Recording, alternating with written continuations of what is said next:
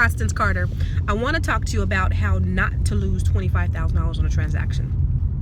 When I bought my first home, I was very young. I think I was about 22, 23 years old.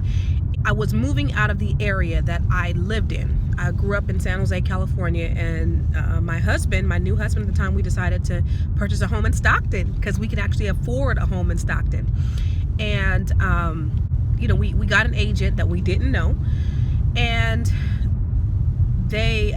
we got into a contract that we weren't really sure we wanted to get into, and we decided that we didn't want the property, and we told our agent. Our agent did not advocate for us because our agent was also representing the seller. So the agent basically allowed us to lose our earnest money deposit. Now at the time, that was $1,000. And when you're 22 years old and you're scraping up money to purchase a home, $1,000 is a lot. $1,000 is a lot today, okay? So we lost our money. They ended up taking us to court, and they ended up keeping our earnest money deposit, and that judgment stayed on my credit for 7 whole years. And so when I got my real estate license years later, my vow was to never allow any of my clients to lose one dime in a transaction. But this young lady that called me, she lost $25,000 one time and was on track to lose another $20,000 in a new transaction. And here's why. She short sold her house not quite 3 years ago.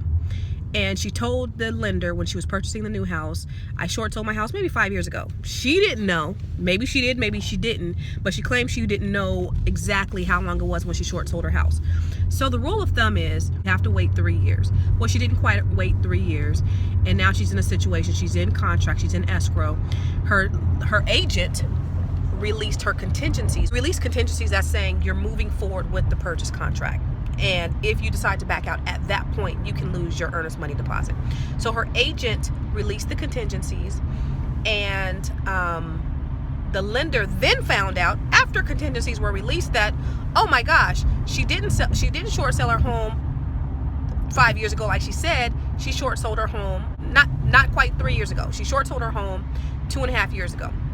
So now the agent released the contingencies, which means she's bound to the contract, or she loses her $20,000 she has in escrow. And the lender is blaming her for giving them false information. Now, let me tell you who's at fault here. Is it the buyer? Yes. Is it the agent? Absolutely. And is it the lender? Abso-freaking-lutely. And here's why. The buyer has some responsibility in giving correct information.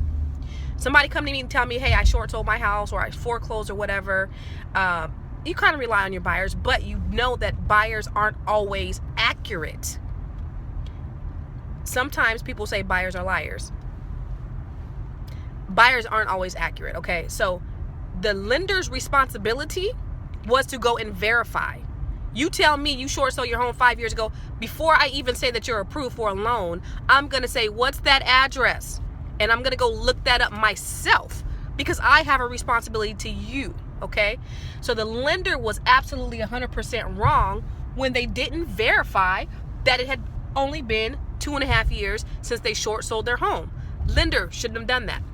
Second, the third, the agent is responsible because the agent and the lender need to be working together to make sure that their buyer's money is protected. My vow when I got my real estate license is that I would never allow anyone to lose their money. Everybody needs to be doing research. Everybody is responsible. Yes, the buyer is responsible because they gave misinformation. The agent is responsible because they should have done their due diligence and they should have made sure that the loan was fully approved before they released contingencies and had her money up for grabs. And then the lender, again, was absolutely 100% wrong for not verifying. When you're working with an agent, please, please, please make sure you're working with somebody that you trust, that you know is going to look out for your best interest and that know what they're doing, okay? Some people have your best interest at heart, but they just don't have the knowledge or the know-how or the wisdom or the experience or whatever. Make sure you're dealing with somebody that's experienced in real estate, that's experienced in the rules and the laws and everything else, okay? It's so important. Your $1,000, your $500, your $2,500, your $5,000, all that money is very sacred to me. and all the agents at Catalyst Real Estate Professionals, we take pride and we make sure that our fiduciary responsibility is to protect your interest and protect your money, okay? So hopefully this helps. Any other questions? Don't forget to ask Constance. Peace.